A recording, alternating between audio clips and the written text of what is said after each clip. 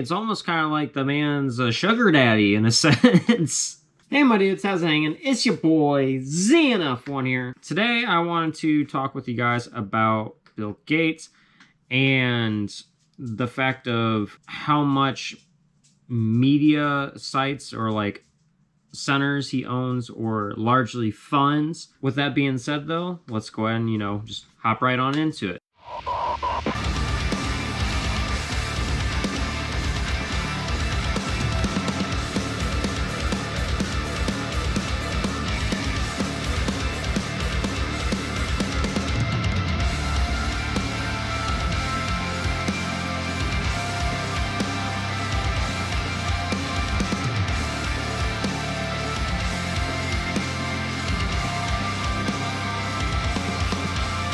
The Bill and Melinda Gates Foundation BMGF database shows that they have doled out over $319 million to fund media projects worldwide.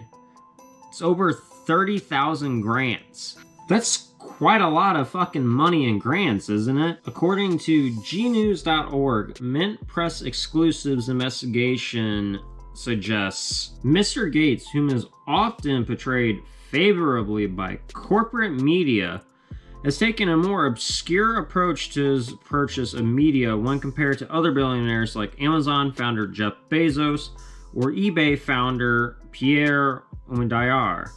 The latter two have received significant media attention for their purchases and investments in media outlets. Think about how positively media and news giants like CNN, NBC, and PBS often portray Bill. Kind of like a savior, prophet, or even omnipotently.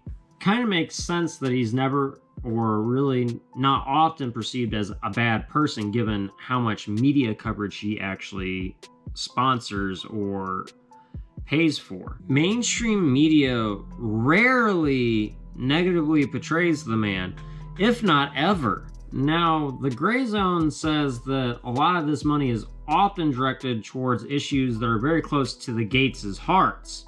Shocker there, right? Take a look at some of their articles and look at how in-depth they go on it. It really is kind of weird how all of it works. Oftentimes, whenever this much money is involved in donations or being given for grants, there's, no matter how you feel on Bill Gates, there's generally always an agenda for this, whether that's good or bad. Now, it's very likely for there to be one here with all of the millions of dollars involved in these interactions. Gates underwrites a wide network of investigative journalism centers as well, totaling just over 38 million. The foundation also puts up the money to directly train journalists all over the world in the form of scholarships, courses, and workshops. It's kind of a little ironic how nicely he's portrayed, given that, he pays for the training of investigative journalists.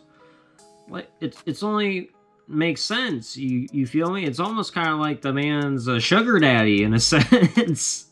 Oh, daddy, can I get money so I can do this schooling stuff and so I can buy this new bag to make me look good at school? Oh, why, yes, here you go. Here's the money for that. But what are we gonna say about me? Oh, you're the best. Within the past few months, I made a video on how he kind of blackmailed Oxford University to essentially give over all of their licensing rights, which was an open one at the time, and any research they had on COVID vaccinations to AstraZeneca so they can make it private. Otherwise, he would take all the money that he granted them away, and they wouldn't have any of that then. Kind of weird, right?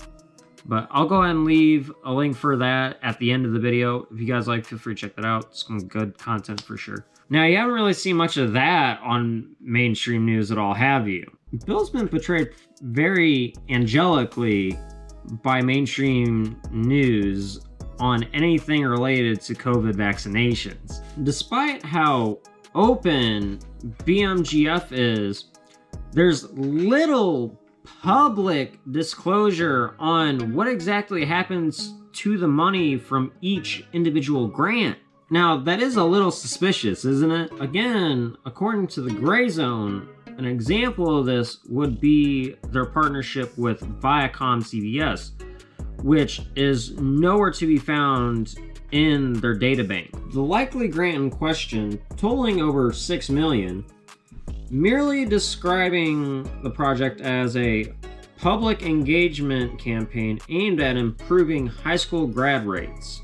In addition to all these outlets in the United States, they also back foreign media outlets like BBC, The Guardian, The Daily Telegraph, and The Financial Times. Those are all based in the UK too. He also funds newspapers like France's Le Monde, Germany's Der Spiegel, as well as Al Jazeera, an Arabic international news channel. These mainstream media outlets have become increasingly relentless in their attack on opinions and figures which conflict with the, in quote, official narrative created by Gates and possibly other similar sponsors. I think that's rather well said on Lois's part, because I personally have experienced that, and I know people who have also experienced that who are okay with, vaccines. They just don't think it needs to be mandated the way it is.